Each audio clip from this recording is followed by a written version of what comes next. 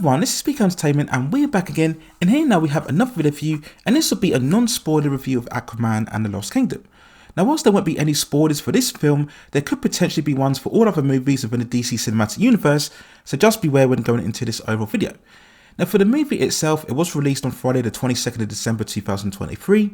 It is of course a sequel to the 2018 first film, which still stands today as the highest grossing DCEU film, making over $1 billion worldwide. And it has many of the actors returning from their roles from the first film, including Jason Momoa in the lead role as Arthur Curry, starring alongside Amber Heard, Temura Morrison, Nicole Kidman, Yahya Abdul-Mateen II, Dolph Lundgren and Patrick Wilson, and the film was once more directed by James Wan. Now the story sees Arthur Curry returning, trying to juggle the dual responsibilities of being the king of the underwater city of Atlantis, and also being a father for the first time, spending time with his son within the upper service.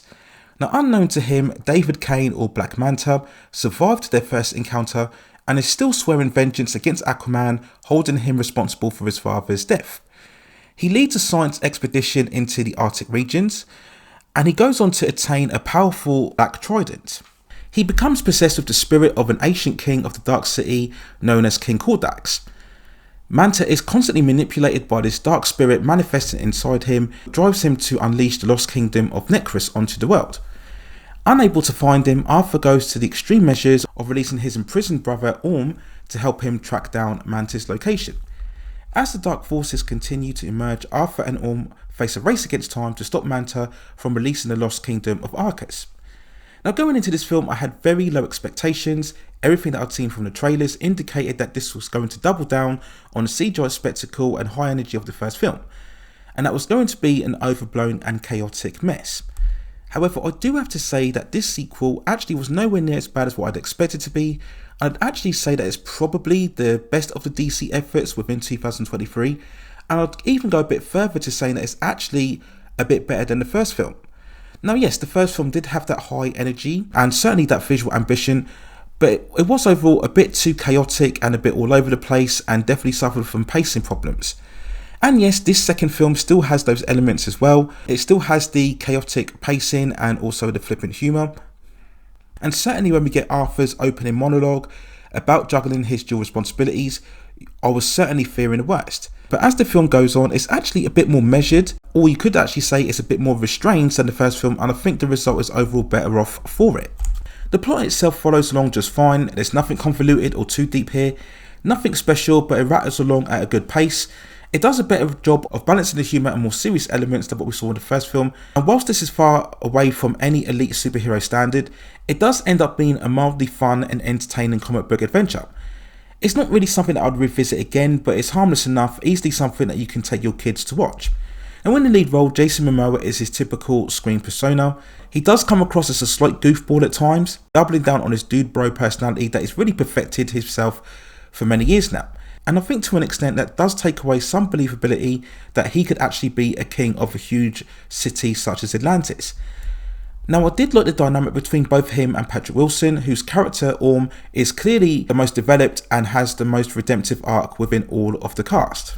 Whilst we get some one-liners and jokes that don't really work, I think overall this is a character who we can convincingly believe enough is conflicted and genuinely trying to make a change for the positive. I also liked Randall Park as the biologist Stephen Shin, who works with David Cain in the beginning but becomes conflicted as Cain becomes more possessed. Now sadly David Cain isn't as good a villain this time round. He's very much one note, practically at the same stage at what he was at the end of the first film, with no real extra depth or development, and I probably, looking at this film, would have suggested that the film could have been better off actually going with another antagonist. Now all of the other supporting actors are fine in their roles. They haven't been given anything particularly special in terms of this material, but they all perform competently enough. And yes, when we talk about the supporting cast, we are including Amber Heard, for anybody that's concerned. And for all of the negative hype and debate about her involvement and how it could affect the film's overall story or success, it's really not something that I think you should draw upon too much, as she's barely in the film. She probably has a total screen time of around 3 to 4 minutes. Most of her scenes have been chopped down with 1 or 2 lines of dialogue at best, and she's involved in a few action sequences here or there, but again she's not too much of a pivotal or integral character. And for all of the issues that people may have with Aquaman and Lost Kingdom, I really don't think Amber Heard is one of them. And that's it really in terms of Aquaman and the Lost Kingdom. There's nothing really much more to say about this.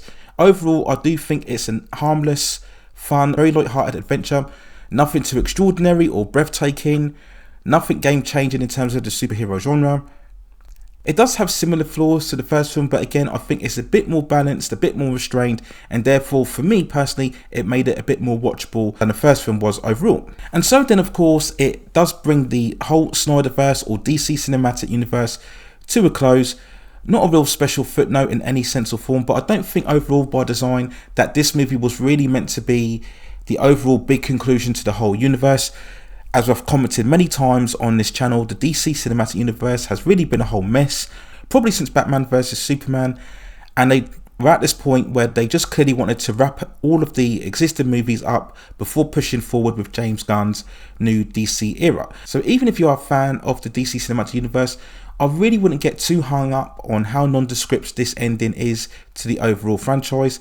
I think just draw a line under it now and look forward to see what James Gunn can produce in the future.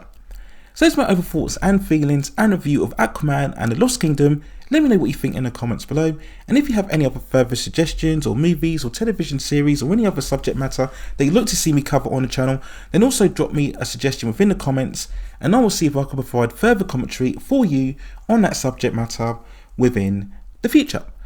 Please consider hitting like the subscription and notification buttons so I can provide you with more high quality content like this in the future. But that's it for now. Take care of yourselves, and I will see you very, very soon.